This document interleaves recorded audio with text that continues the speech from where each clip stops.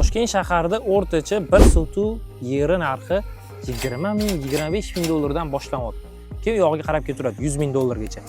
Lekin ko'rib turgan mana shu joyini bir sotig'ini 1,5 ming dollardan berib yuboraman deb turibdi egasiga, pul zararligi uchun. 3 ta kadastrga bo'lingan, lekin egasi bitta inson bo'lyapti.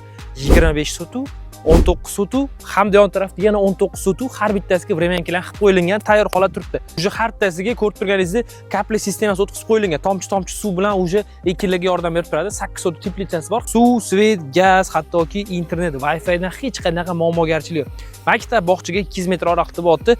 Orientiri ham cho'zib o'tiring va Toshkent viloyati Chinoz tumanida joylashgan Sutbuloq mahallasi. Toshkentdan turib, shu postdan, Erkin postdan 35 kilometr chiqyapti Shotgacha, qadrdonlar.